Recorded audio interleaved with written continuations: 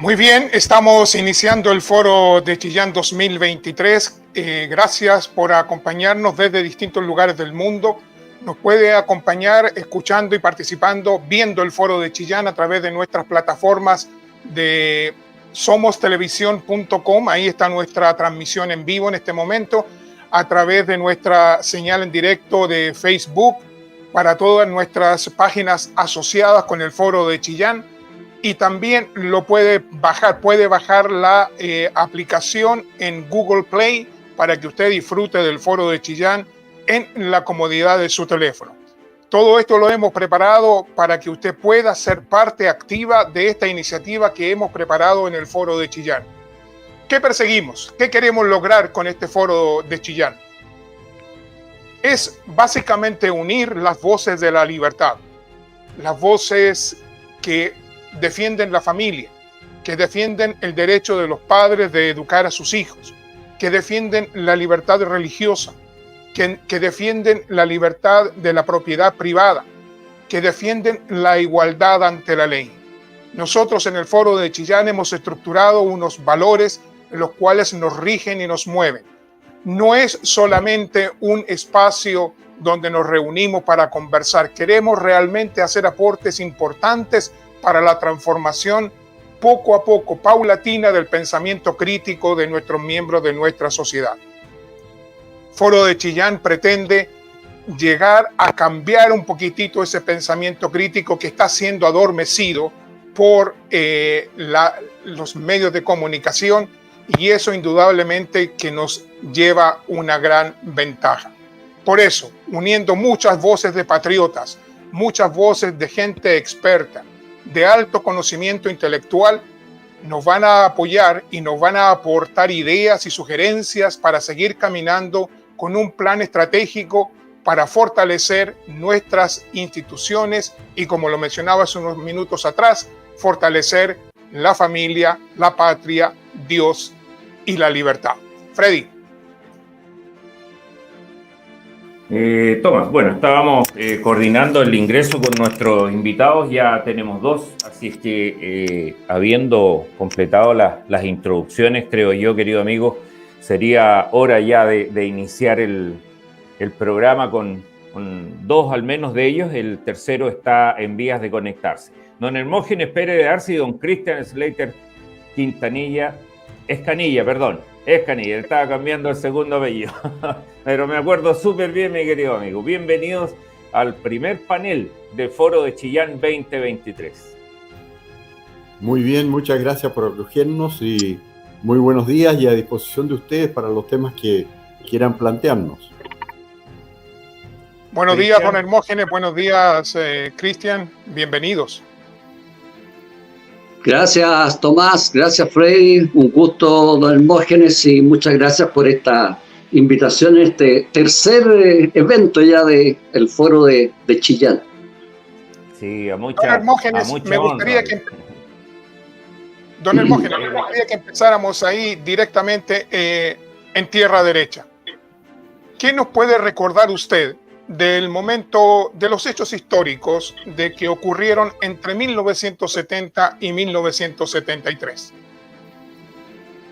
Bueno, yo viví intensamente todo ese periodo, soy, se puede decir, un testigo presencial de todo lo que sucedió, y justamente en estos días he estado preocupado porque me he preocupado de averiguar cuánto se ha divulgado en nuestro medio el acuerdo de la Cámara de Diputados, que va a cumplir 50 años también el próximo día 22, en que se detalló, se le hizo una verdadera radiografía al gobierno Salvador Allende y se describieron todos los atropellos que había protagonizado a la Constitución y a las leyes, y cómo se había apropiado de facultades que eran del Poder Legislativo y del Poder Judicial, y por lo tanto había violado reiteradamente la Constitución.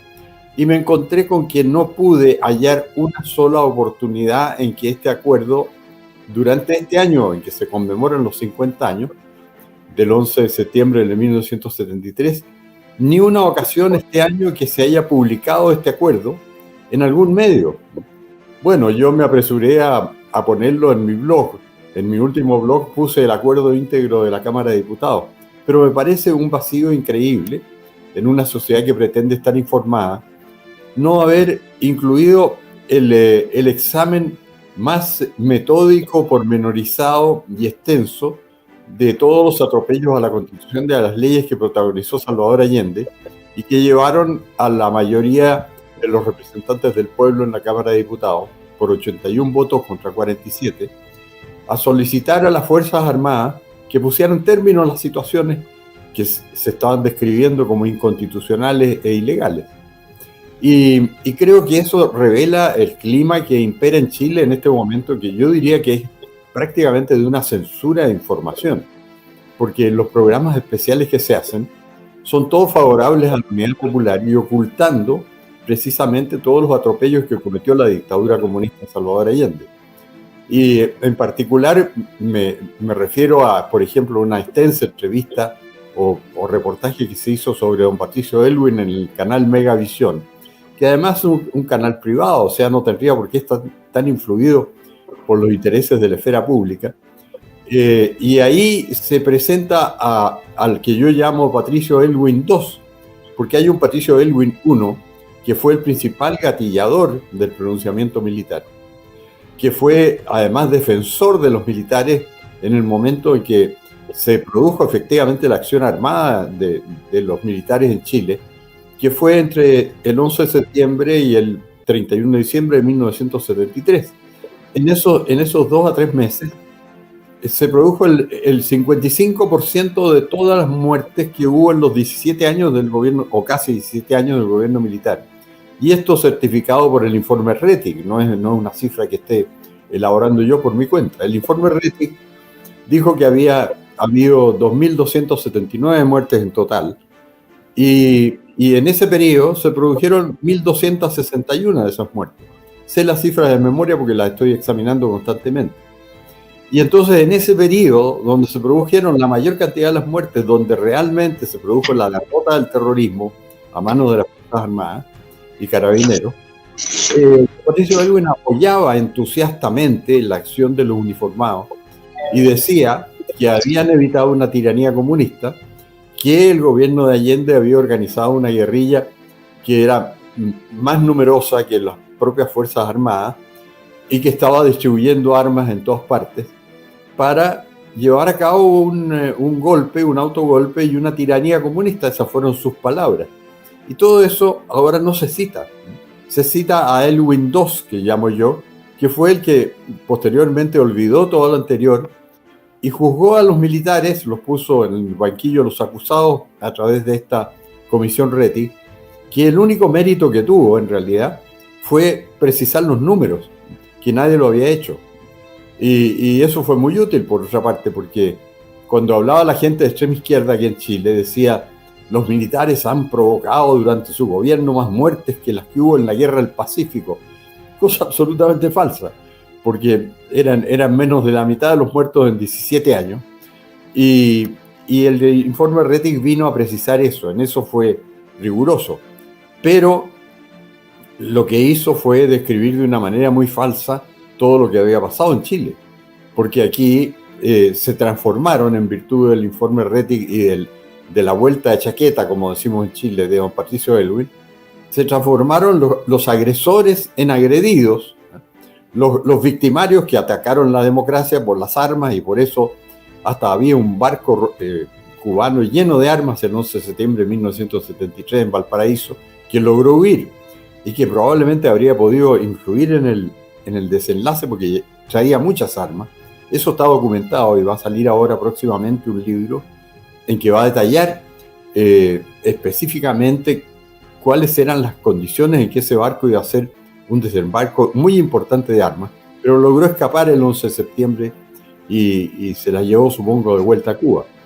Pero han transformado entonces a los agresores en agredidos, a los que iban a ser victimarios en víctimas, y a los que eran totalitarios, porque todo esto lo hacían para establecer una dictadura comunista en Chile firme, porque ya Allende en sí había establecido una dictadura comunista, como lo detalla el acuerdo de la Cámara de Diputados, para establecer definitivamente un régimen marxista-leninista integral, que fue lo que Allende siempre dijo que iba a hacer, nunca lo ocultó. Él le dijo a Regis Debray en una entrevista del año 70, con esas palabras, le dijo: yo voy a hacer un gobierno marxista, socialista, integral. Esos fueron los términos que él empleó. Entonces no era ninguna sorpresa, pero ahora lo describen como todo lo contrario, como un demócrata que fue derribado por unos militares sedientos de poder, en circunstancias de que los militares habían sido convocados por la mayoría civil. Y de eso se trata el acuerdo de la Cámara. Y el acuerdo de la Cámara no se publica en Chile. Este año no se publica en ninguna parte. Yo les ruego, si alguien sabe dónde apareció el acuerdo de la Cámara de Diputados este año en algún diario, radio o televisión, que me informe, porque yo no lo he encontrado. Y bueno, eso me preocupa extraordinariamente porque establece un sesgo en toda la información que se está analizando y en toda la información que le llega al pueblo chileno. Hace unas semanas el diario Mercurio publicó un suplemento sobre el gobierno de la Unidad Popular. Bueno, y me llamó la atención de que ahí no se hablaba del acuerdo de la Cámara de Diputados. No se hablaba de un documento que tiene valor histórico y que es muy recurrido, que se llama el Acta Rivera, que es un testimonio de que el principal político opositor de entonces, el expresidente Eduardo Frei Montalva, les había dicho a los empresarios chilenos que esto no tenía solución democrática, que no fueran a hablar con él como presidente del Senado, sino que fueran a hablar con los comandantes y jefes, porque esto, le dijo textualmente, esto se arregla solo con fusiles. Bueno, en esa versión del Mercurio nada de eso aparece. Posteriormente hicieron otro cuerpo sobre la Unidad Popular y ahí aludieron al acuerdo de la Cámara de Diputados, pero describieron nada más que la votación, presentaron algunas fotografías del evento y de la Cámara. Yo pertenecía a la Cámara, en ese entonces fui uno de los que habló el día en que se aprobó el acuerdo, pero no publicaron el acuerdo. Y el acuerdo es muy importante porque, no siendo muy largo, son 3 o 4 carillas, es una verdadera radiografía de todos los atropellos a la Constitución y a las leyes que protagonizó el gobierno de Salvador Allende. Y entonces, bueno, yo opté por una cosa limitada que pude hacer y que estaba a mi alcance, que fue publicarlo en mi blog ayer justamente. Lo publiqué el acuerdo porque dije: es increíble que en Chile se hable a los 50 años del 11 de septiembre y no se mencione la circunstancia principalísima que tuvo lugar el 22 de agosto de 1973, cuando los representantes del pueblo les pidieron a las Fuerzas Armadas que pusieran término a las situaciones inconstitucionales e ilegales que estaban teniendo lugar bajo el gobierno de Salvador Allende. Así que bueno, él está preocupado en las últimas horas. Claro, don Hermógenes, y disculpe la interrupción, pero quisiera incorporar al panel también que ya llegó hace unos minutos nuestro amigo Mario Ríos Santander, que está en Los Ángeles en este momento, así es que quisiera invitarlo a pantalla también que se incorpore. Don Mario Ríos Santander, ¿cómo está? Gusto saludarlo nuevamente en Foro de Chillán 2023. Hola, muy bien, gusto saludarlo a todos, muy particularmente a mi colega Hermógenes Pérez de Arce, que hemos estado juntos en muchas batallas desde hace más de 50 años. Ahí estábamos presentes oyéndolo. Muy contento, señor Slater también. En fin, todas las personas que están participando me tienen a sus órdenes. Quiero pedirse un favor. Yo estoy en Los Ángeles. Ayer falleció un colega nuestro, don Hugo Álamos. Y quisiera en los próximos cercanos minutos seguir viaje después a Bulnes para acompañarlo, a su familia, que ya estamos en contacto. Hugo Álamos, tú lo recuerdas, Hermógenes, diputado, colega nuestro, que también formaba parte del equipo de parlamentario de 1973, que participó activamente también junto con todo lo que ha expresado Hermógenes ahora. Así que muy, muy agradecido, y cerca de las 10 sí lamentablemente voy a tener que salir rumbo a Bulnes, que está a más o menos unos 70 kilómetros del lugar en que yo estoy en este momento. Bueno, efectivamente nosotros aparecimos junto con Mario y los diputados sobrevivientes de la bancada de 1973 del Partido Nacional, que éramos 34 originalmente, y nos enteramos del lamentable fallecimiento de Hugo Álamos anteayer, y hoy día aparece en las defunciones del Mercurio un aviso que publicó Maximiano Razzur y otro colega nuestro, recordando y lamentando la partida de Hugo, una gran persona, un gran patriota.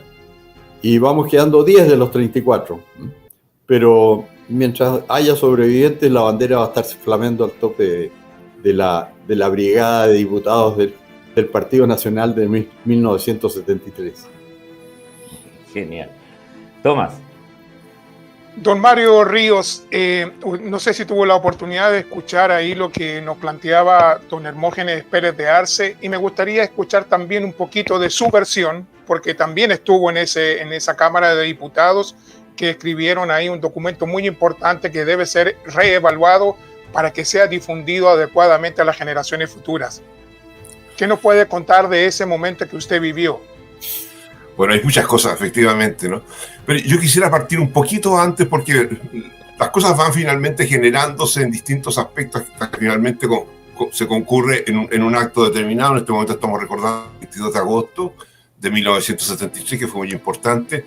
Yo era comité junto con Mario Arnelo y que este documento lleva nuestra firma, lo que nos permitió asumir una responsabilidad muy grande. No sé si Hermógenes habrá comentado que había una cantidad enorme de gente que rodeaba gritando consignas, en fin, en contra de nosotros alrededor del Congreso Nacional. Pero yo quiero recordar antes un discurso muy breve, pero muy trascendente del senador don Patricio Aylwin, que tiene mucho que ver después con las determinaciones que nosotros tomamos. En aquella ocasión, el 11 de julio de 1973, o sea, un mes antes del acuerdo del 22 de agosto, el senador Aylwin hizo un discurso que tiene mucho que ver con lo que ocurre después y con todo lo que ocurre más después, cuando ya asume el gobierno militar. Dice: en nombre de la lucha de clase convertida en dogma y motor único de toda acción política y social, se ha envenenado a los chilenos y a las comunidades escolares, a los propios hogares, a vecinos, a compañeros de trabajo y de estudio, hasta familiares. Se pelean diariamente en una lucha fratricida cada vez más cruenta. No seríamos francos, dice, si silenciáramos el hecho que todos aquí sabemos de que la mayoría de nuestros compatriotas ha perdido la fe en la solución democrática para la crisis que vive en Chile.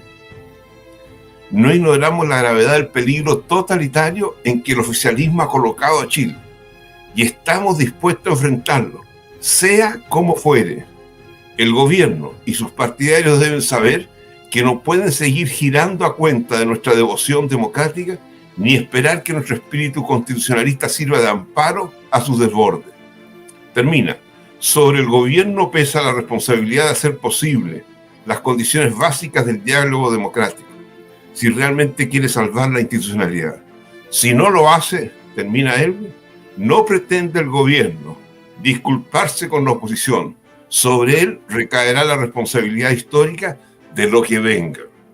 Este discurso, que lo expresa en el senador Patricio Aylwin, refleja lo que tantas veces nosotros hemos conversado y analizado, de que todas las situaciones que comenzaron a desarrollarse y crecer institucionalmente, y muy negativamente institucionalmente, culminaron finalmente con este acuerdo del 22 de agosto que fue muy trascendente. Hay una cosa que no sé si Hermógenes lo comentó o no. A lo mejor podemos tener una discrepancia no en una sutileza, porque es muy trascendente. Lo que este acuerdo básicamente hace es representarle al presidente Allende las 20 inconstitucionalidades manifiestas que existen en su documentación y en su acuerdo. Por tal motivo, yo sostengo que no es una declaración de inconstitucionalidad, sino que responde absolutamente a los criterios establecidos por la doctrina Schneider, incluso dentro de las Fuerzas Armadas, en el sentido de que la constitucionalidad y la institucionalidad existente debía marcar los rumbos y los pasos necesarios para la actuación de cualquier unidad de las Fuerzas Armadas.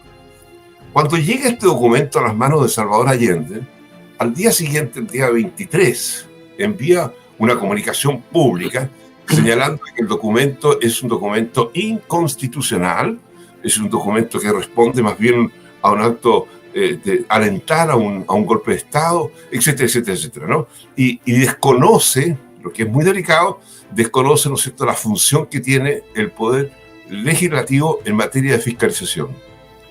¿Esto qué significa?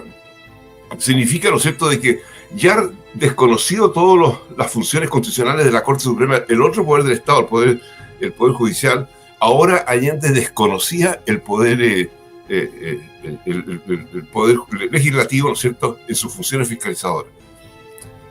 Esto tiene una anécdota que quiero comentarla porque me llama mucho la atención, un hecho que puede tener consecuencias bien importantes. En el año 2001, yo estaba en ese momento, era vicepresidente del Senado, pero estaba de presidente en ejercicio del Senado, y tenía un problema con un senador, ¿no es cierto?, que estaba desaforado y el Poder Judicial no respondía pronto en este tema. Y tuvimos una reunión con el presidente de la Corte Suprema de aquel entonces, el ministro Álvarez, junto con el presidente de la Comisión de Constitución, Legislación y Justicia del Senado, en ese momento el senador don Enrique Silva Sima.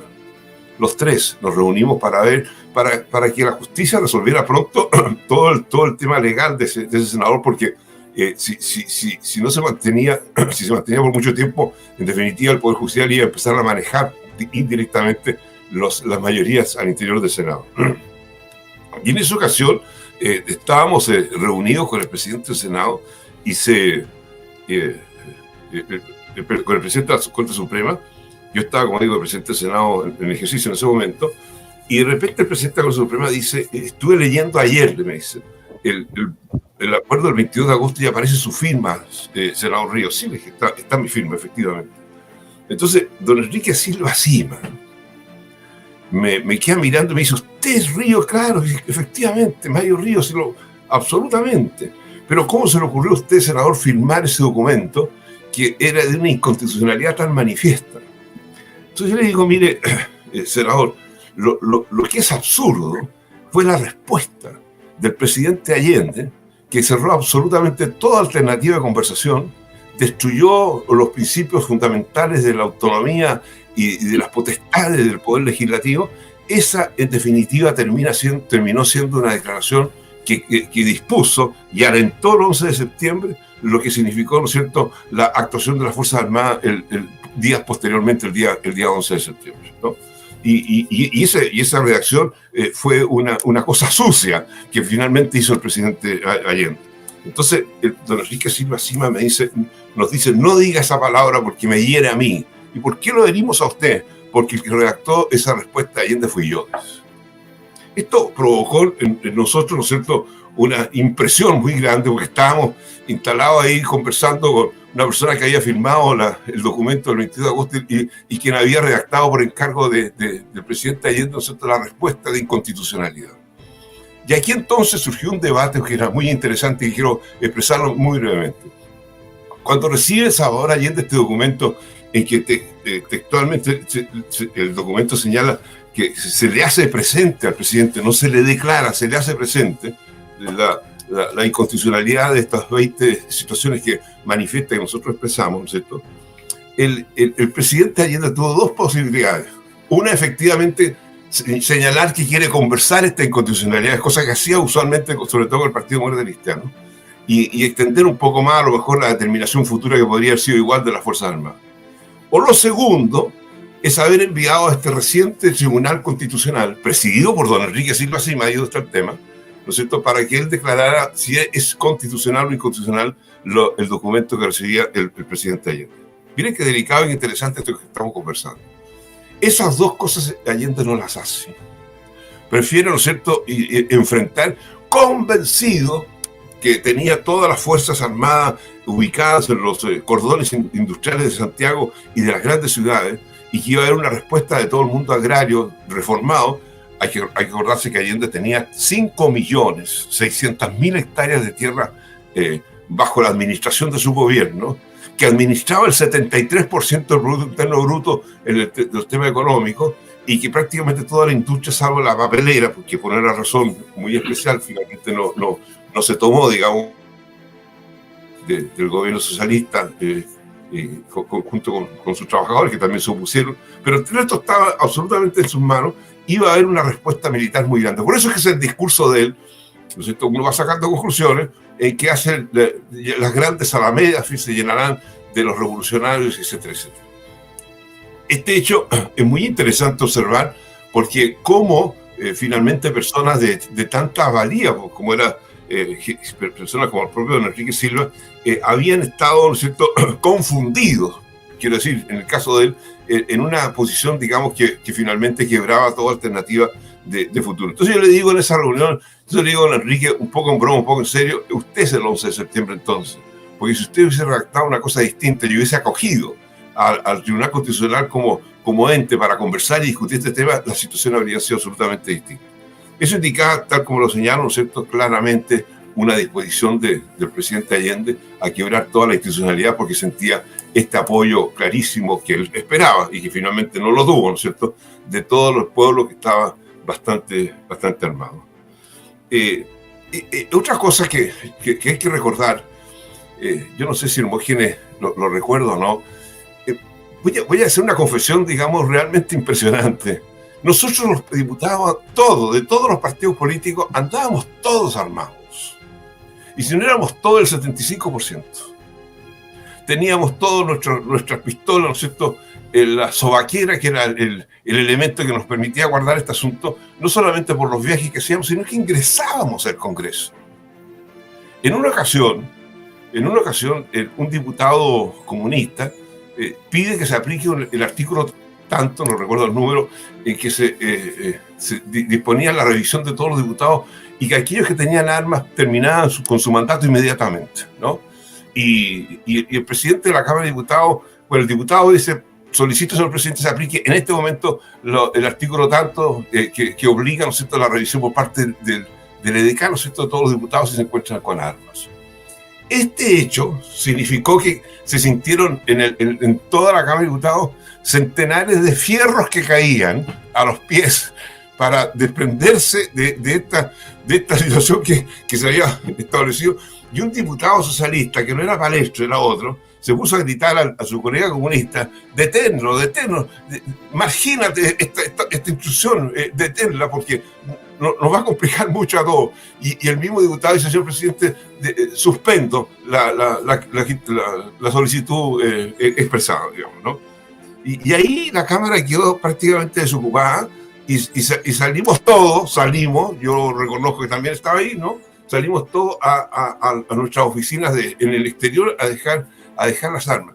En ese momento, lo comento para que los auditores sepan en qué condiciones estábamos en Chile en ese momento.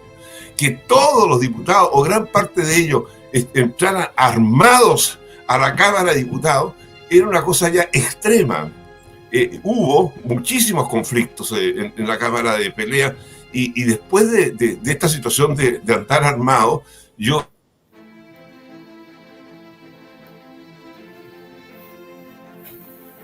sentí, digamos, que efectivamente estábamos en un momento tan álgido y tan complicado que podía en cualquier momento armarse una balacera en el propio recinto, ¿no? Yo pienso que incluso la tensión de ese mismo día, 22 de agosto, pudo haber terminado, digamos, con balazos al interior de la sala por los efectos que estoy señalando.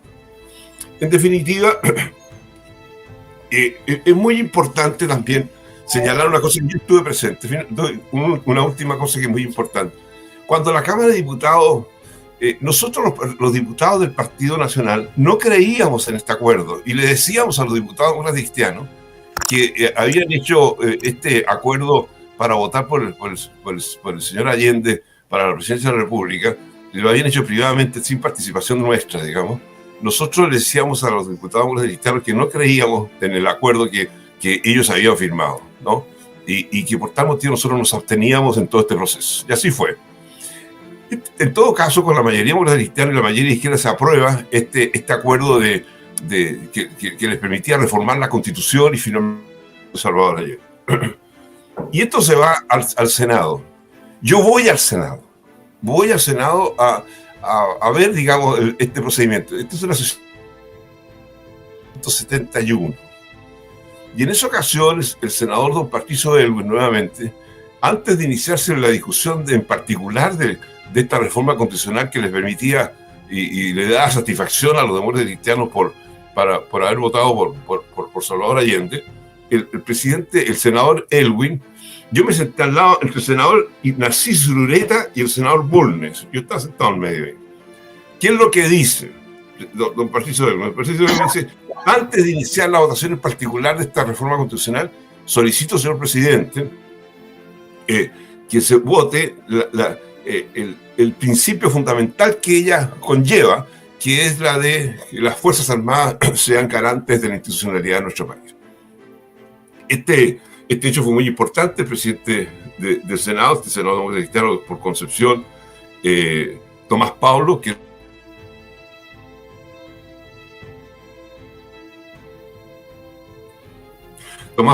era el presidente, solicita el acuerdo del Senado para votar en primer lugar esta determinación muy importante por lo demás, ¿no? Ya don Patricio Elwin había señalado de que la historia del Congreso, de las Fuerzas Armadas en materia de participación en el acto democrático se había iniciado con las elecciones de Pedro Aguirre Cerda y Gustavo Roa Santamaría en el año 1938 para la Asunción 69, en que ambos grupos de apoyo, tanto de Ross como del candidato radical de Aguirre, fueron donde el presidente de la República de aquel entonces, Arturo Alessandri, para señalarles de que ellos estimaban de que la elección iba a ser muy apretada.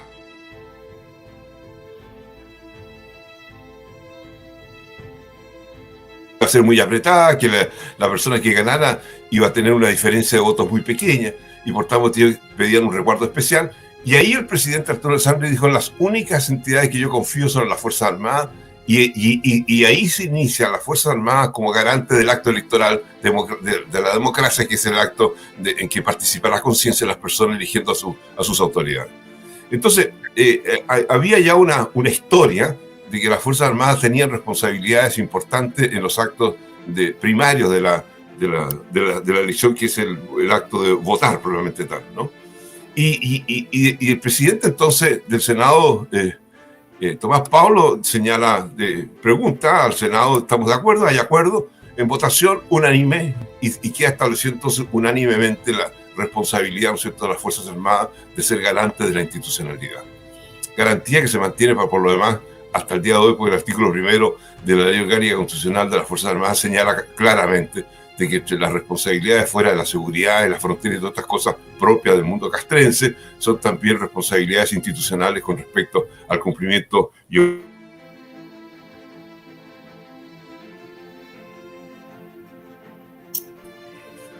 estos hechos que comento son hechos absolutamente verdaderos, con fechas, nombres, lugares, momentos trascendentes e importantes que dieron origen a uno de los hechos, al hecho posterior al de la independencia de Chile más importante de nuestra historia, y que conlleva y que produjo un desarrollo en nuestro país admirable, un crecimiento fantástico.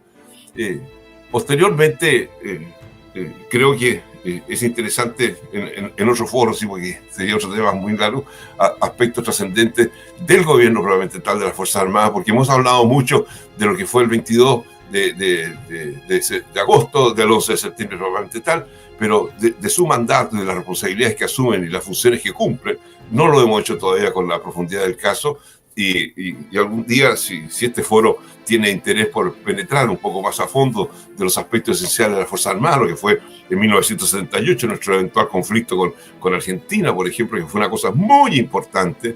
El jefe de comunicaciones de esa ocasión fui yo mismo, conocí muchísimos aspectos que son relevantes de este tema, y lo que nos permitió, digamos, considerar a Chile trascendente en los aspectos mayores de sus funciones públicas, y que el pueblo respondió con una fuerza que no la tenía ningún otro gobierno, ni siquiera el presidente Frey, que tuvo un Frei Montalva, que tuvo una votación muy grande, no logró los éxitos y los apoyos que finalmente el régimen militar chileno permitió que Chile creciera en la forma como ha crecido hasta el día de hoy.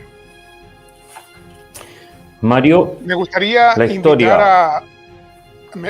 invitar a Cristian Slater. ¿Qué ves, qué escuchas de este pedacito de la historia de Chile, Cristian? Estás en silencio, tu micrófono está apagado. Ahí sí. Sí, señor. Aprendiendo, estimado Evans, porque yo soy más joven, ¿eh? Bueno, pero en esa época tenía como 14 o 15 años. aunque vamos a hablar de otras cosas más adelante que se refiere al tema que ustedes me dijeron que me preparara, que es el rol de las Fuerzas Armadas.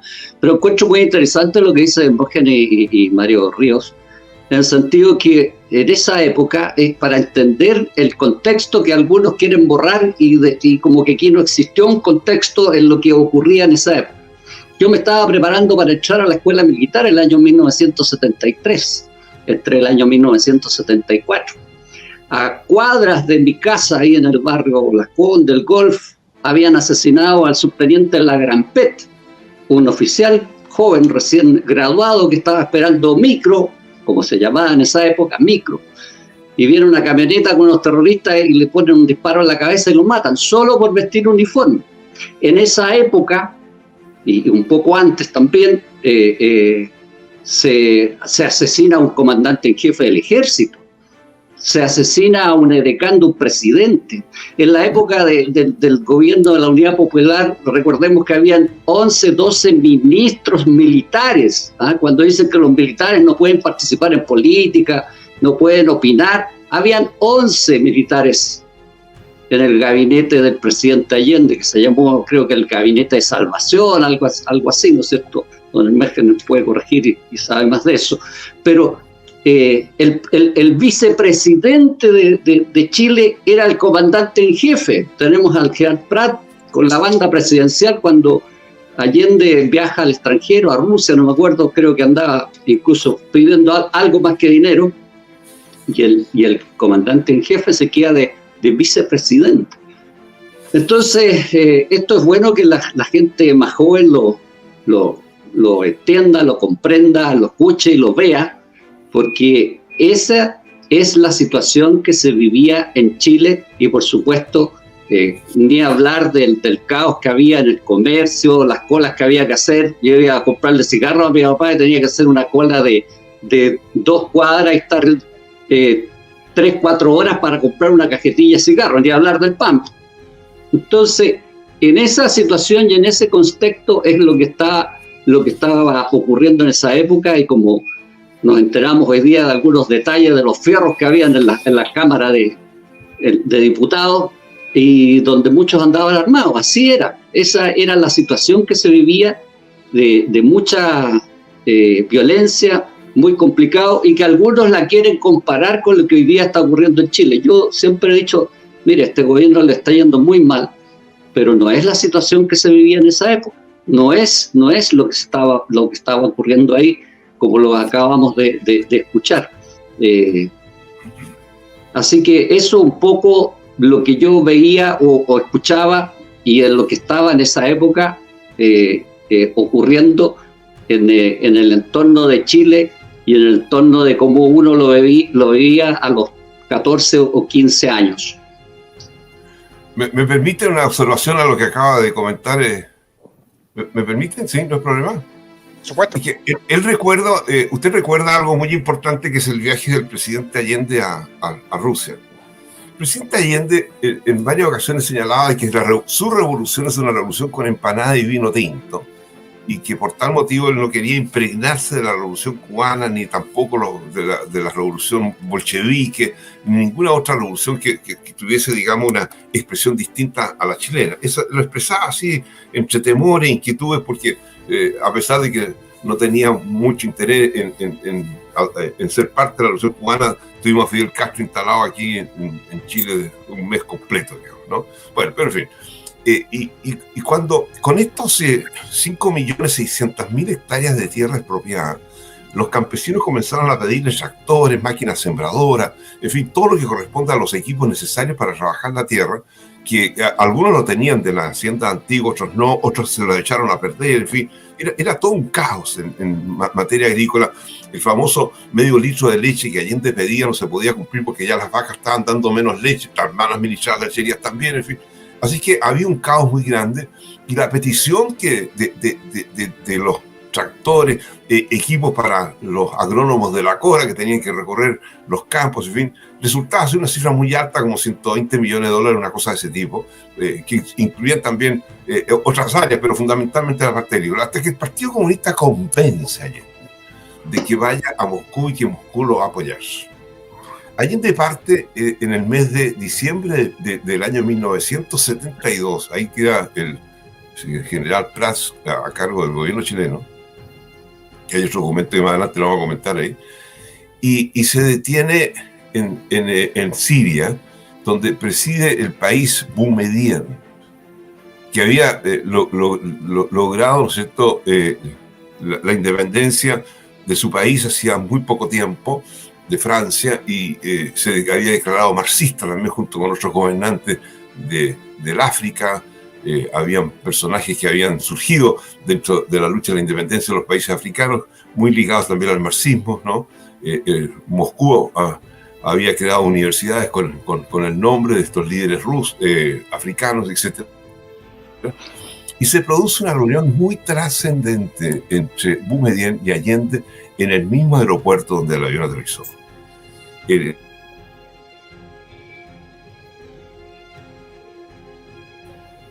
Porque después seguía en viaje a Moscú. Y en esa ocasión iba con Allende el edecán, el teniente coronel don Sergio Badiola Broberg. Y se produce la reunión con Boumediene al frente de Allende, Allende al frente de Boumediene, los ministros de Salvador Allende, ministro de Relaciones Exteriores, ministro de Agricultura, otros más, ministros de Boumediene. Y Boumediene le dice textualmente a Allende lo siguiente. Le dice: compañero presidente, con todo respeto, porque no debiera incluirme en las cosas que son propias de usted, de su gobierno, de su país, pero no puedo dejar de preguntar. Adelante, compañero Boumediene. ¿Podemos, compañero Allende, conversar tranquilamente teniendo usted a sus espaldas a un oficial del Ejército de Chile? Intenta, digamos, una respuesta, mira al comandante Badiola. Badiola hace un gesto para retirarse, Allende lo detiene y le responde a Boumediene lo siguiente, textual: sí, usted puede hablar con mucha tranquilidad, porque el ejército chileno es un ejército profesional. Y Boumediene le responde: es que ese es el problema, porque las revoluciones no se hacen con ejércitos profesionales, compañero Allende. Este hecho fue un hecho trascendente desde el punto de vista de Badiola y de otro personaje más que voy a evitar su nombre porque me lo comentó, que formaba parte de ese grupo de gente, que culmina, ¿no es cierto?, con Brezhnev en el aeropuerto de Moscú, abrazando a Allende, y Allende, en su torpeza infinita, expresa fuerte: he llegado a la casa de mi hermano mayor. Hecho que provocó el cierre automáticamente de la embajada de China en Chile, y la embajada de Chile en China, que lo tuvo que hacer porque Mao Zedong y compañía lo marginaron absolutamente, y que significó a su vez también que el día 11 de septiembre, a las 3 de la tarde, fuese China el cuarto país que reconocía al gobierno militar.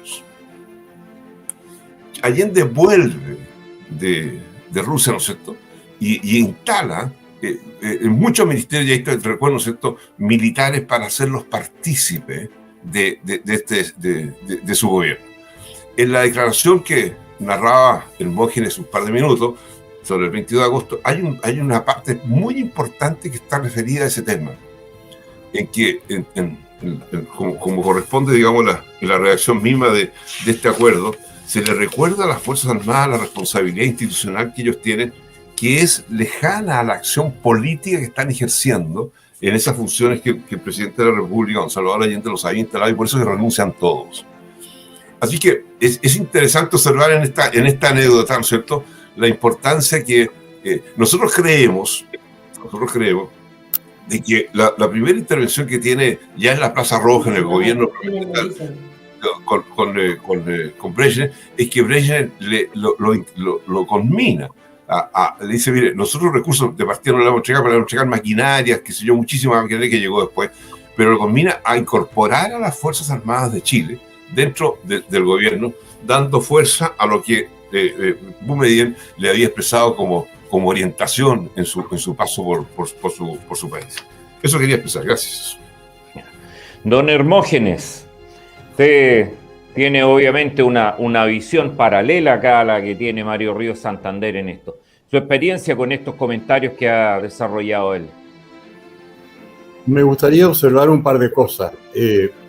Uno, que el artículo 39 de la Constitución del año 25 autorizaba explícitamente la adopción de acuerdos por parte de la Cámara en su labor fiscalizadora y la posibilidad de representarle al presidente de la República cualquier situación.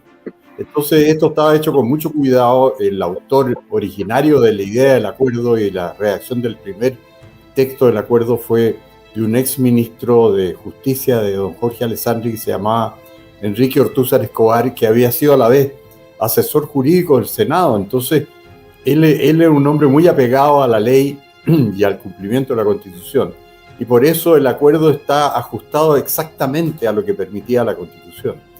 Eso es una cosa, no era algo que se saliera del marco constitucional. Y lo otro es que en el texto del acuerdo hay una línea muy importante que dice que la Cámara de Diputados ha resuelto demandar a los altos jefes uniformados que son parte del gobierno de Salvador Allende, poner inmediato término a todas las situaciones inconstitucionales e ilegales que han sido escritas más arriba.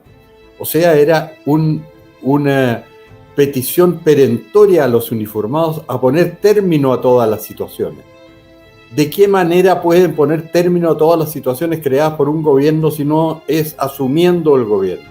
No hay ninguna manera de hacerlo. Era un llamado específico a tomarse el gobierno. Y eso fue lo que hicieron 20 días después, porque el 11 de septiembre estaba a 20 días de distancia del 22 de agosto. Y el mandato estaba contenido en el acuerdo. Decía a poner inmediato término.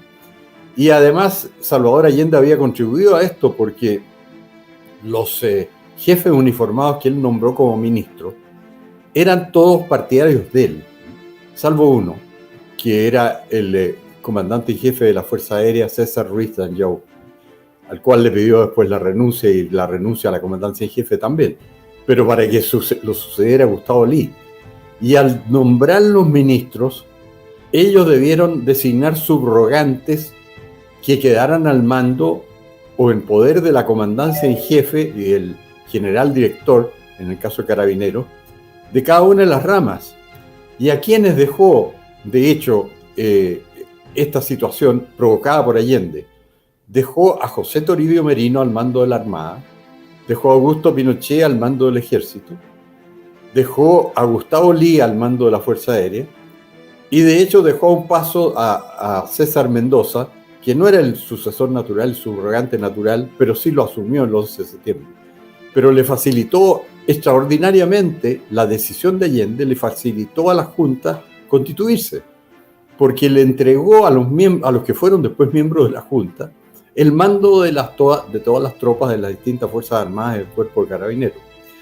Entonces, esto es muy interesante de anotar, que el mandato del acuerdo era, en el hecho, asumir el poder, porque se los dijo: ustedes deben poner inmediato término a todas las situaciones de hecho inconstitucionales e ilegales antes de referidas.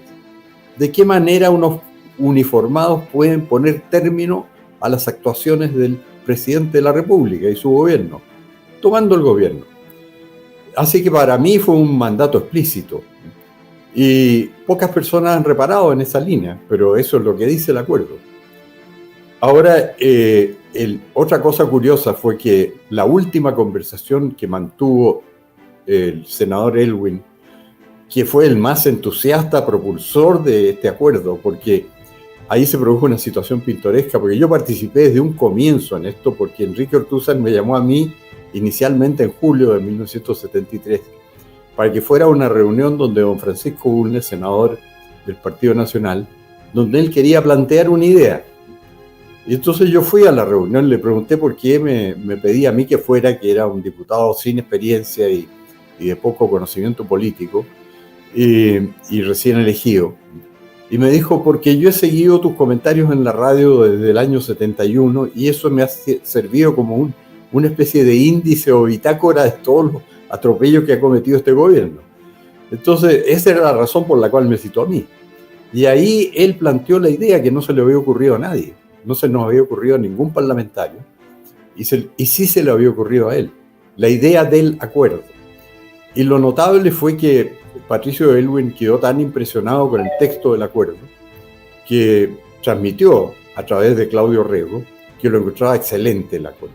Y le introdujo modificaciones de su puño y letra, y estaba tan orgulloso de esto que en alguna declaración, que no la tengo precisada aquí, pero sé que existe porque la leí, él se atribuyó el acuerdo a su propia autoría, en una sola oportunidad. Dijo, ese acuerdo lo redacté yo, dijo, en medio de alguna conferencia de prensa. Toda esa conferencia de prensa de Aylwin en 1973, después la olvidó, porque en 1993 decía que nunca lo había dicho, y que esas declaraciones de él las había inventado, en sus palabras, el libro blanco ese que sacó la Junta de Gobierno. No, había quedado en video, y por eso si usted digita Aylwin hoy día en YouTube, sale Aylwin diciendo exactamente esas cosas, diciendo que él defendía la acción de los uniformados, que ellos estaban recibiendo el fuego, que habían evitado una tiranía comunista, todo lo cual negaba 20 años después. Ahora, en este año en Chile, se exhiben las declaraciones de Aylwin II, pero no de Aylwin I.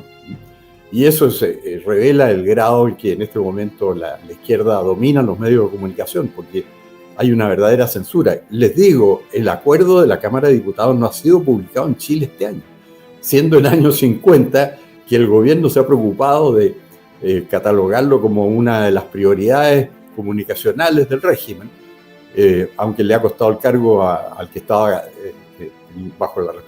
teniendo la responsabilidad de esto, que era el ministro Jaime Aguirre, acaba de abandonar el gabinete, tal vez porque había incurrido en una serie de omisiones en la tarea que se le había encomendado.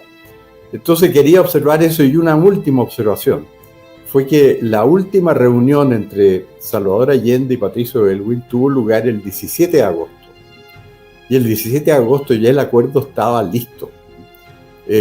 Tanto que el 21 se presentó. O sea, el trámite propiamente burocrático legislativo de presentarlo ya estaba hecho el día 17, cuando Aylwin hablaba con Salvador Allende para llegar a un acuerdo, y se suponía que descomprimir la situación. Pero Aylwin sabía perfectamente que ya el acuerdo estaba lanzado y estaba presentado, y que el lunes, porque esto el 17 era un jueves, el lunes 21 se presentó. Ahora, ¿por qué no se aprobó el lunes 21, sino que el martes 22? Porque un diputado comunista que se llamaba Alejandro Rojas dijo que pedía sesión secreta el 21. Y en la sesión secreta dijo que había una invasión de tropas perú-bolivianas en el norte, que esto era muy delicado y que no podíamos estar dividiendo al país con este acuerdo. Y ahí alguien con bastante humor le dijo, bueno, esperemos a ver si llegan las tropas a Santiago, en ese caso no presentamos el acuerdo, pero si no llegan, mañana se aprueba el acuerdo. Y así fue, porque obviamente no existía tal invasión en el norte. Pero quería hacer valer esos puntos porque la fuerza del acuerdo es mucho mayor de la que a primera vista surge de una primera lectura, porque está, uno, ajustado absolutamente a la Constitución, al artículo 89 concretamente, y dos, le pide expresamente a las Fuerzas Armadas poner término a todas las situaciones inconstitucionales e ilegales de hecho antes referidas.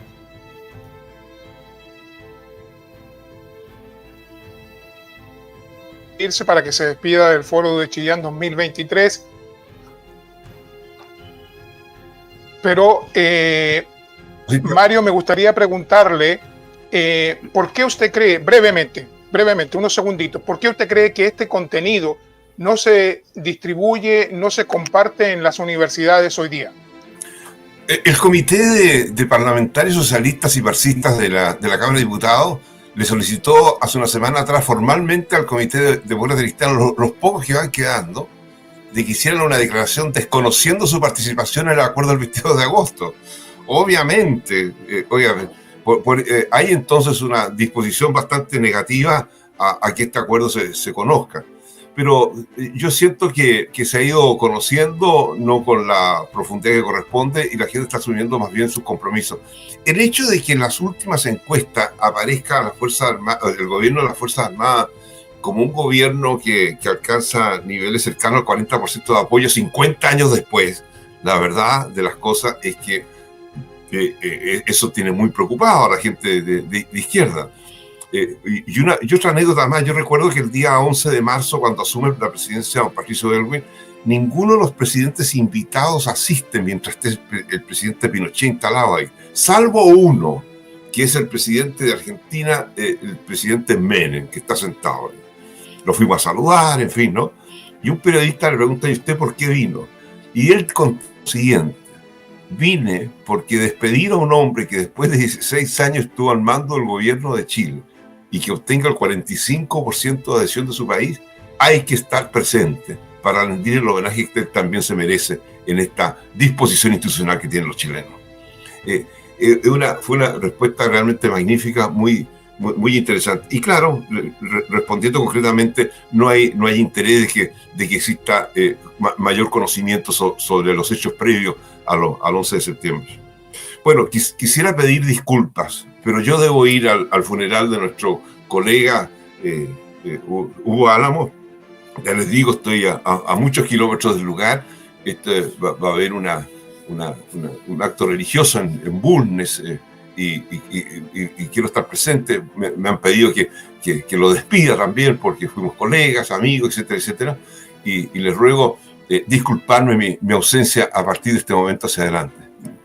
Muchas gracias, un saludo afectuoso, Hermógenes, y haré también tu recuerdo a la familia de Hugo. Y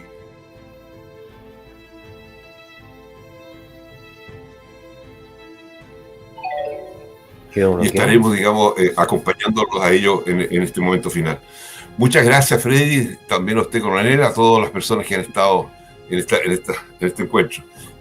Nos veremos en otra ocasión. Muchas gracias. Muchas gracias. A ti, Mario, muchas gracias. Y también, antes de despedir a don Hermógenes Pérez de Arce, la misma pregunta, don Hermógenes, ahí que le acabamos de hacer a don Mario Ríos. ¿Por qué usted cree que estos hechos históricos no se comparten en los estamentos educacionales? Porque hay una corriente política opuesta al gobierno militar que va desde Sebastián Piñera hasta Gabriel Boric, que han firmado una cosa que se llama Acuerdo por Chile, y que es una fuerza contraria a las ideas de derecha, contraria a la labor del régimen militar, dedicada a socavar el prestigio del gobierno militar. Y esta corriente política domina lo principal de la prensa, la radio y la televisión en Chile, y por lo tanto impide que se conozca la verdad histórica. Y el hecho de que no se haya publicado ni una vez en el país en este año, de los 50 años, el acuerdo de la Cámara de Diputados, le está revelando a usted que el diario El Mercurio ha sacado 2 suplementos sobre la Unidad Popular. En uno no mencionaba siquiera el acuerdo, ni mencionaba un documento muy importante que se llama el Acta Rivera. Y yo lo hice ver en mi blog. Después El Mercurio hizo una nueva edición especial, un cuerpo especial sobre el acuerdo de la Cámara. Y en ese cuerpo no reproduce el acuerdo de la Cámara, sino que se refiere a una serie de anécdotas, en fin. Me gustaría añadir, a propósito de lo que decía Mario Ríos del porte de armas por los parlamentarios, lo que sucede es que los parlamentarios teníamos una prerrogativa que era de poder portar armas con un permiso especial. Entonces, cuando uno ingresaba a la Cámara, como yo era diputado nuevo del 73, me sorprendió mucho eso de que me dieron inmediatamente me pidieron que identificara un arma y me dieron un permiso para portarla cuando yo quisiera. Yo no sabía que estaba prohibido incluso entrar a la Cámara con un arma, porque me habían dado un permiso para andar con ella. Y era un arma pequeña, en realidad era una pequeña pistola que tenía yo, que había heredado de mi padre, pero yo andaba todo el día con ella en el bolsillo, porque se producían intercambios de disparos afuera del Congreso. Y de hecho uno de los parlamentarios del Partido Nacional, que era Juan Luis Sosa, se vio afectado por acusaciones una vez que se encontró en un tiroteo y él sacó su arma y respondió el fuego en las propias calles aledañas al Congreso Nacional, porque ese era el clima que se vivía en el gobierno comunista de Salvador Allende, en que podía cualquier elemento extremo de los que había organizado el propio Allende para llevar a cabo su revolución marxista, sacar armas y pretender imponer sus condiciones en las calles, y había que estar dispuesto a defenderse. Y me acuerdo que hubo una sesión particularmente dura de la Cámara en que fue criticado Juan Luis Sosa por haber contestado el fuego en unas barricadas y que la extrema izquierda estaba disparando contra personas de derecha. Y él se había incorporado a este intercambio del fuego, porque esa era la situación que había llevado la unidad popular al país, a una situación caótica completa. Por eso la palabra caos se repite tanto en los comunicados iniciales de la Junta de Gobierno cuando tomó el poder, porque había un caos en Chile generalizado derivado de las acciones ilegales e inconstitucionales del gobierno de Allende. Don Hermógenes, queremos agradecerle su disposición, su tiempo, su sabiduría por estar acompañándonos en este foro de Chillán 2023. Muchas gracias, don Hermógenes. Muchas gracias a ustedes y será hasta otra oportunidad. Freddy.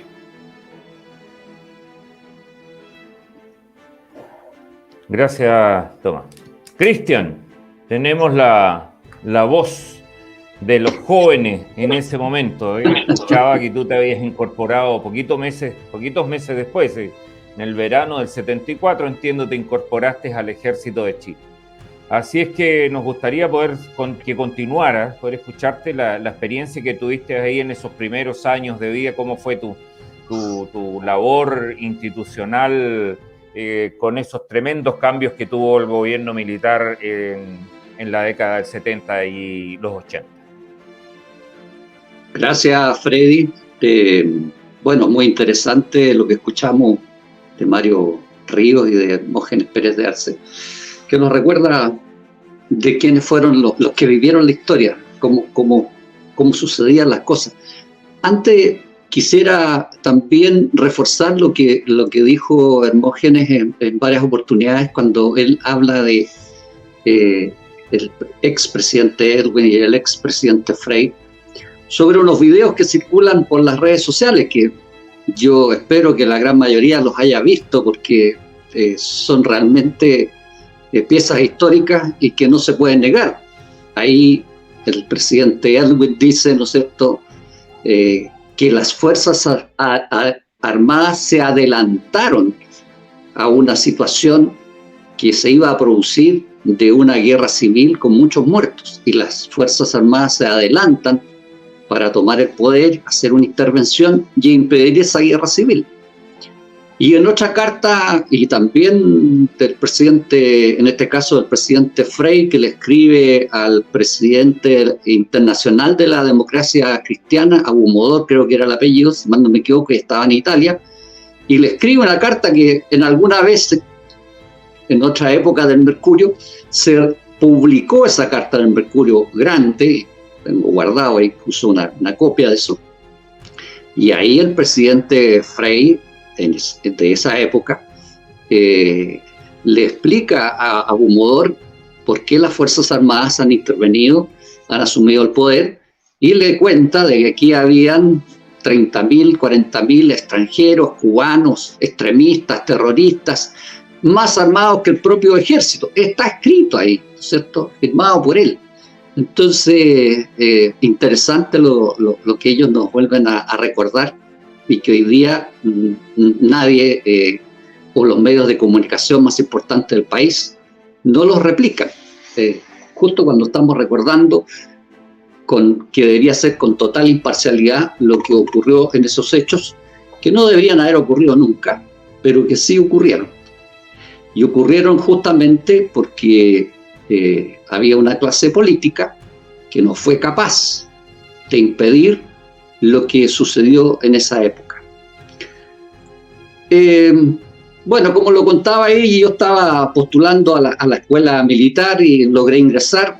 Había un boom en esa época por ingresar a la escuela militar. No daba abasto la escuela, ni ninguna escuela en general de las instituciones de la defensa, porque postulaban 3.000 postulantes. O sea, era una cantidad pero tremenda. y tuve la suerte y el honor de poder estar ahí. Y bueno, no voy a hablar de mi vida porque no es el tema, pero estuve 40 años en el ejército y hoy día, con la tranquilidad del retiro, me permito y puedo hacer comentarios de política como lo estamos haciendo el día de hoy. Y en ese contexto yo quisiera también, y lo tengo aquí a mano, porque me parece muy interesante también lo que dice Mario Ríos cuando dice en esta reunión que tiene Allende en el extranjero y que estaba de decán Badiola, que llegó a general Badiola, que estaba ahí, ¿no es cierto? Y le dice si pueden hablar tranquilos y él le dice, no, si las Fuerzas Armadas y el ejército son profesionales. Y por eso, y él le dice, bueno, es que ese es el problema. Con ejércitos profesionales no se hacen o no se pueden hacer revoluciones.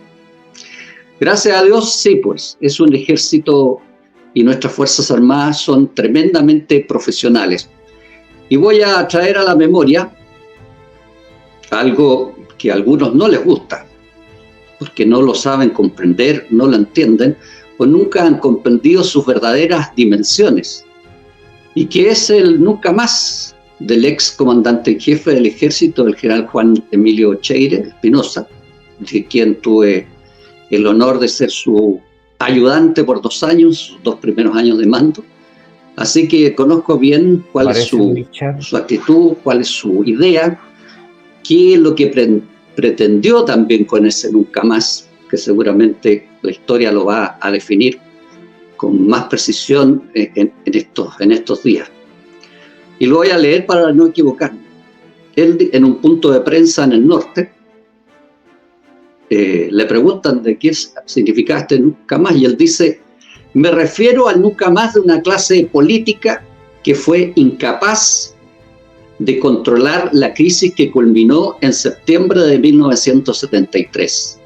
Nunca más a los sectores que nos incitaron y avalaron oficialmente nuestro actuar en la crisis que provocaron los políticos. Nunca más excesos, crímenes, violencia y terrorismo. Nunca más un sector ausente y espectador pasivo. En fin, nunca más una sociedad dividida. Bueno, yo creo que él con ese nunca más hace un término de un periodo. Él dice, bueno, aquí como comandante en jefe yo asumo las responsabilidades que tuvo el ejército para bien y para mal, las cosas buenas y las cosas malas, pero no le deja esa responsabilidad a los que vienen, no le deja esa responsabilidad a los futuros comandantes en jefe, no le deja esa responsabilidad, por ejemplo, al actual comandante en jefe, el general Iturriaga, que ni siquiera estaba en el ejército en esa época, capaz que todavía ni nacía, no sé, muy joven.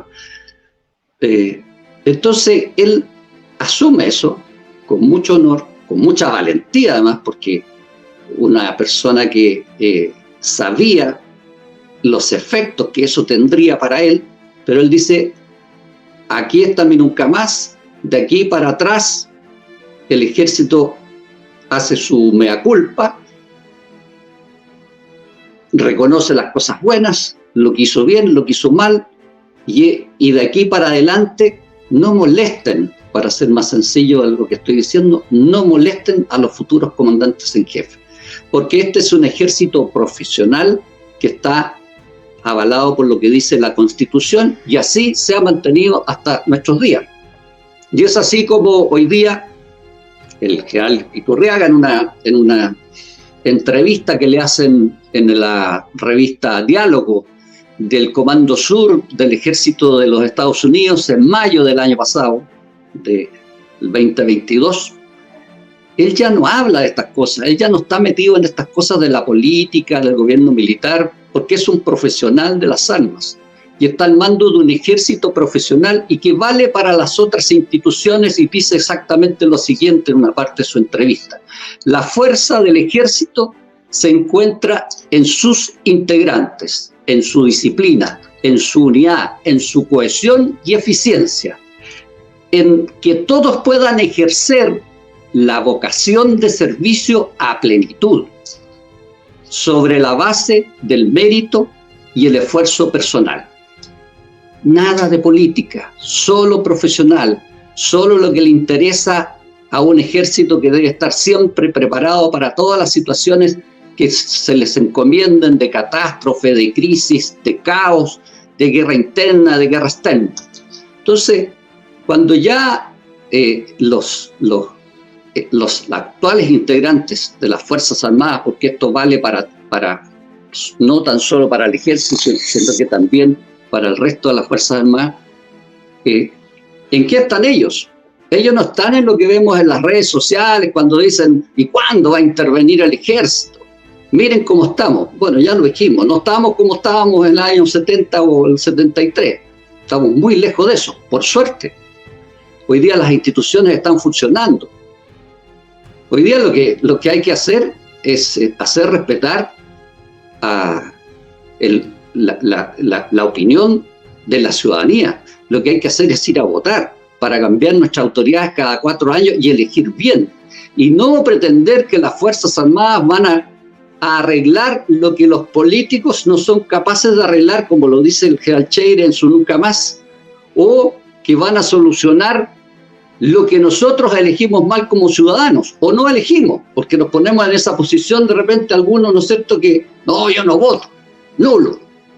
La peor posición y la negación de la responsabilidad cívica de un ciudadano. Bueno, para hablar un poco del tema que nos convocan, yo les quería contar que el año 2017, a pocos años de haber dejado el ejército, después de haber estado 40 años, había salido a retiro el 2014, un grupo de ex militares y ex uniformados y policías me invitan a Medellín, a Colombia. Y junto con ellos también llega una delegación ecuatoriana. Y en los 2 o 3 días que estuvimos ahí en Medellín, en Colombia, me pude dar cuenta, se llamó incluso el Foro de Medellín, para que vean ustedes, no es el primer foro, el Foro de Medellín. Y en ese foro pudimos escuchar, y yo pude escuchar y darme cuenta de algo que ya lo estaba oliendo. Era cómo había avanzado el populismo y cómo hoy día el Partido Comunista nacional e internacionalmente estaba en una nueva estrategia, una estrategia para llegar al poder, no por la vía de las armas, no por la violencia, no por el terrorismo, sino que simplemente a través de lo que la misma democracia le permitía. Y estas son a veces las debilidades de la democracia, y son las debilidades a veces de los ciudadanos que escogen mal, votan nulo o no concurren a votar. Y gracias a eso hay minorías que comienzan totalitarias, como son los comunistas, a gobernar y a dirigir el futuro de una nación o de un país. Eso es lo que se conversó en ese foro, pero principalmente se conversó de lo que significaba el Foro de Sao Paulo. En esa época, 2017, hablar del Foro Sao Paulo era como, no sé, pues hablar de teorías conspirativas, de que aparecieron unos seres extraterrestres que los tienen por ahí escondidos. Era una cosa que nadie estaba dispuesto a leer porque nadie entendía y nadie sabía qué significaba lo que era ese Foro de Sao Paulo. Regresando de esa conferencia o de ese foro en Medellín, traté de hacer todo lo posible por publicar en algunos medios de comunicación. Algunas cosas se publicaron, pero lamentablemente me di cuenta que nadie estaba dispuesto a escuchar, porque ya nuestra sociedad estaba envenenada, ya estaba enferma, ya estaba contaminada con ese materialismo y con esos deseos incontrolables de quererlo todo, sin límites, abandonando incluso hasta los valores más básicos de su existencia. Entonces, cuando uno se encuentra con una sociedad que no está ni ahí, no quiere saber nada, la política no le interesa, no se da cuenta que si no se involucra, que si no cumple con su responsabilidad cívica, después no se puede quejar. Bueno, ahí estaba. En esa situación me encuentro cuando trato de conversar o trato de publicar algunas cosas sobre el Foro de Medellín, y que no soy el único por lo demás. Si yo era el que me estaba recién dando cuenta de esto, pero habían varios ya que estaban tratando de poner sobre la mesa lo que era, el Foro de Sao Paulo, y nadie lo entendía. Yo les recuerdo que el Foro de Sao Paulo, que ya tiene más de 33 años de existencia, se produce a partir de una iniciativa de Fidel Castro y el Partido de los Trabajadores en Brasil, que se reunieron por primera vez en Sao Paulo. Por eso se llama el Foro de Sao Paulo, en Brasil. Y fue el 3 de julio, si no me equivoco, de 1990. Un año después, justamente, de la caída del muro de Berlín, símbolo del término de la Guerra Fría, del derrumbe del comunismo y el derrumbe de lo que se conocía con ese entonces como la Unión Soviética. Eso es un poco, y así nace este Foro de Sao Paulo, iniciativa de Fidel Castro. Y en ese entonces el comunismo, que había sido derrotado en el mundo, pero en Chile ya nos habíamos adelantado. Ya el 11 de septiembre de 1973, 16 años antes de que cayera el muro de Berlín, aquí en Chile, el comunismo había sido derrotado por las Fuerzas Armadas, apoyado por la gran mayoría de la ciudadanía, que justamente le dio el apoyo a las Fuerzas Armadas para que pudieran actuar. Sin ese apoyo de la ciudadanía, el pronunciamiento militar, el golpe, como le llaman algunos, no habría tenido ningún éxito. Habríamos terminado una guerra civil, pero no fue así. La ciudadanía completa apoyó esa situación, derrotan el comunismo y impiden que el sueño de Fidel Castro se haga realidad, convertir a Chile en un satélite o de la órbita comunista. No está de más recordar que este sistema totalitario comunista, que lo relata muy bien un libro escrito por varios profesores, historiadores europeos, no lo escribieron aquí en Chile, ni lo escribieron los militares, ni lo escribieron los fachos, escribieron en Europa, y que se llama el libro negro de la izquierda, o el libro negro del comunismo, 1997. Y ahí justamente se habla de más de 100 millones de muertos, fallecidos, asesinados en campos de exterminio, persecuciones, deportaciones, torturas, fusilamientos, aniquilamientos masivos, etc. 100 millones de muertos. Eso es un poco lo que significa el comunismo, y por eso que Europa le dice en 1989: no queremos saber nada más de ustedes. Bueno, astutamente Fidel Castro de Cuba y Lula da Silva de Brasil, que hoy día se nos repite en Brasil, levantaron un nuevo muro de Berlín, pero esta vez no de cemento y alambre púa como era ese que dividía a las dos Alemanias, sino que esta vez con una ideología en contra del capitalismo, en contra del imperialismo, como dicen ellos, y en contra del neoliberalismo, estableciendo además la imperiosa necesidad, y ojo con esto, la imperiosa necesidad, ustedes entran a la página web y ahí está, la imperiosa necesidad de reformar a las Fuerzas Armadas, para así asegurar su apoyo en la conquista total del poder. Si no reforman las Fuerzas Armadas, tal como se lo dijeron a Allende en el extranjero, ¿no es cierto? Si no reforman estas Fuerzas Armadas, que son profesionales y constitucionales, no va a resultar ninguna revolución ni cultural, como se llama hoy día. Eso es lo que establece, dentro de muchas cosas, el Foro de Sao Paulo. Para que esto se logre, tenemos que reformar las Fuerzas Armadas. Ya lo están haciendo fuertemente con Carabineros, y bueno, vamos a ver más adelante cómo han avanzado también en algo en lo que es las Fuerzas Armadas. Recordemos que el Foro de Sao Paulo está integrado por 26 países de Sudamérica, de América Central y del Caribe, y más de 120 fuerzas políticas de distinta índole, destacándose siempre en todas ellas el Partido Comunista y por supuesto el Partido Socialista. En esta idea totalitaria ahora, ellos hablan de nuestra América, dicen, en este foro de Sao Paulo.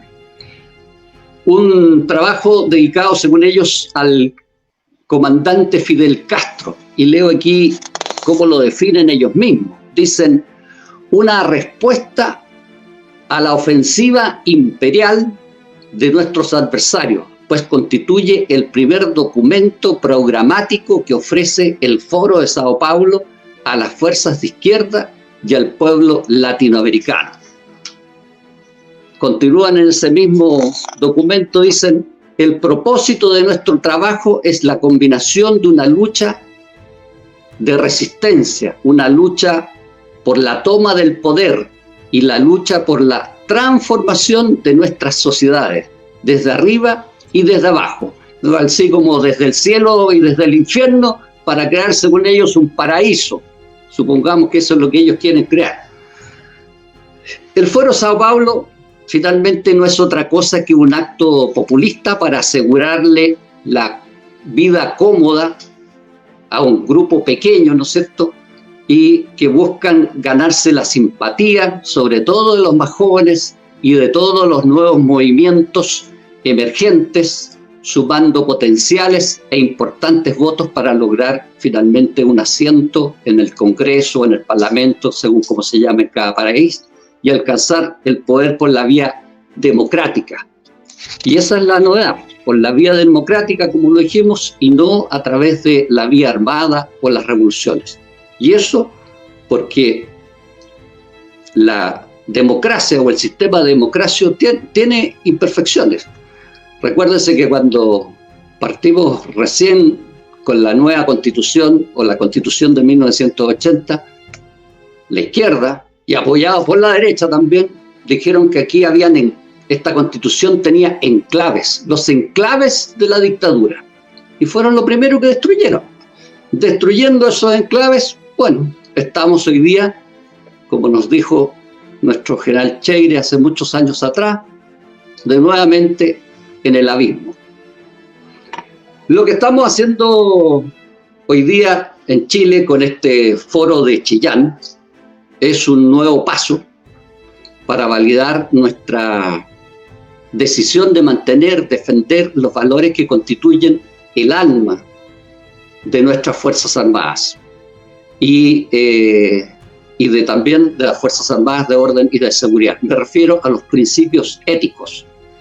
Y es ahí donde el comunismo choca, porque yo por ahí publiqué cómo pueden nombrar a este ministro, a esta ministra, ¿qué importa? Es que es una actriz. Bueno, si está bien que sea actriz, no hay ningún problema, pero hay que tener dedos para el piano. No se trata de estar nombrando ministros de acuerdo a si son amigos o no son amigos míos o no son del gobierno. Bueno, hay que tener algunos principios éticos. Si yo hablo con un militar, quiero que hable, y se mueva y diga y se refiera como militar. Si hablo con un curita, lo mismo. Si hablo con un político, lo mismo. Pero ya cuando las cosas se mezclan, es difícil. Bueno, nuestras Fuerzas Armadas tienen algunos principios éticos de la profesión militar. Esos principios que son comunes en nuestros ejércitos, como es el amor a la patria, honrar a la familia, valorar la historia y las tradiciones, practicar las virtudes cardinales de la fortaleza, la templanza, la justicia, la prudencia, sin rechazar, por supuesto, las virtudes teologales que adornan esta profesión y que no son otras cosas que la caridad, la esperanza y la fe. Principios que constituyen la mayor amenaza y resistencia para cualquier ideología totalitaria o marxista. Eso es lo que impide o que les molesta a aquellos que están en esta revolución cultural o como quieran llamarlo, y detrás de ellos principalmente el Partido Comunista o la extrema izquierda, que para lograr esa revolución que ellos quieren, en las condiciones que ellos quieren, no les sirven estas Fuerzas Armadas. Nunca lo van a lograr porque son profesionales. Las Fuerzas Armadas de orden y seguridad de los países democráticos de Latinoamérica constituyen finalmente el bastión de resistencia más fuerte al Foro de Sao Paulo. Motivo más que suficiente para que la sociedad, los que estamos aquí escuchando hoy día este foro que termina mañana, estos 2 días, la sociedad y escuchen los discursos de los comandantes en jefes de cada una de las instituciones. Casi todos sus discursos lo dicen. A estas Fuerzas Armadas, a este ejército, a esta armada, a esta Fuerza Aérea, hay que cuidarlas, hay que respetarlas, hay que protegerlas y hay que defenderlas. En todos los discursos ustedes se van a encontrar que en alguna parte del discurso cada comandante en jefe se refiere a ello. Todos sabemos y somos respetuosos de ello, que nuestras Fuerzas Armadas no son deliberantes y no pertenecen a ningún partido político, tal como lo dice la Constitución que aún nos rige, que es la Constitución de 1980, que en su artículo 11º y en su capítulo 11º y en su artículo 101, y lo leo para no equivocarme, dice lo siguiente: las Fuerzas Armadas de Orden y de Seguridad Pública dependen del Ministerio de Defensa Nacional y están constituidas única y exclusivamente por el Ejército, la Armada y la Fuerza Aérea. Existen para la defensa de la patria y son esenciales para la seguridad nacional. Son obedientes, no deliberantes, profesionales, jerarquizadas y disciplinadas. Hoy, este capítulo, como todos sabemos, está en discusión. No sobre su contenido, sino sobre su ubicación. Hoy no existe un capítulo en lo que está proponiendo la Comisión de Expertos, o que propuso la Comisión de Expertos. Hoy no existe un capítulo dedicado exclusivamente a las Fuerzas Armadas.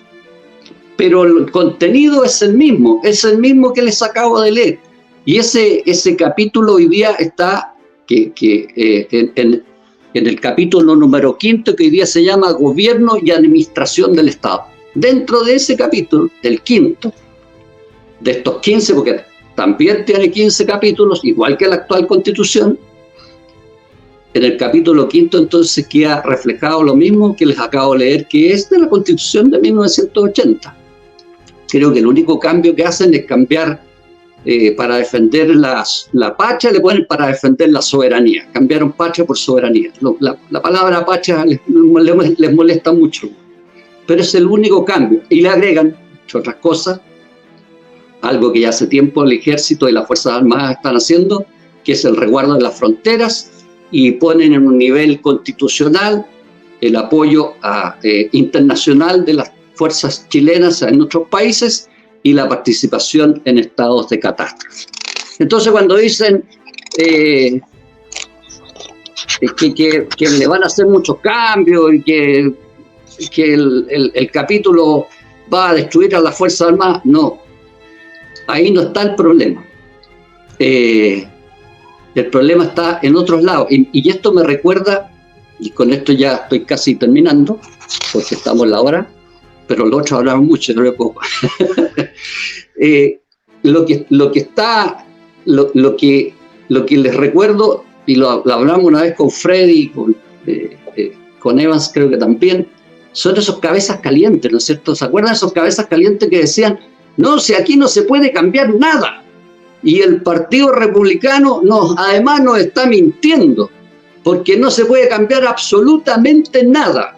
Y todos los más sensatos le hemos dicho muchas veces a esas personas, esperen, tenemos hasta el 17 de diciembre para saber qué es lo que van a hacer y qué es lo que va a hacer esos constituyentes y qué es lo que va a salir de ahí. No, si nos quieren mentir y son igual que todos, etcétera, etcétera, etcétera. Bueno, hace 2 o 3 días la Corte Suprema determinó que sí se pueden hacer cambios, que sí se pueden agregar incluso capítulos, y todavía nos queda tiempo para saber en qué va a terminar esa proposición que vamos a conocer antes del 17 de diciembre y cada uno va a poder tomar una decisión, pero informado, no porque no nomás, porque esas cabezas calientes a veces no ayudan. Para ir finalizando, creo que... Cristian, sí. Tenemos que ir terminando. Perfecto. Queremos agradecerte tu participación en el Foro de Chillán en 2023. No, agradecido a ustedes y gracias por haberme invitado y haber podido tener la oportunidad de plantearles lo que estábamos conversando. Muy bien, gracias. Vamos a una pequeñísima pausa y continuamos acá en el Foro de Chillán 2023 con Freddy Blanc y nuestro próximo invitado.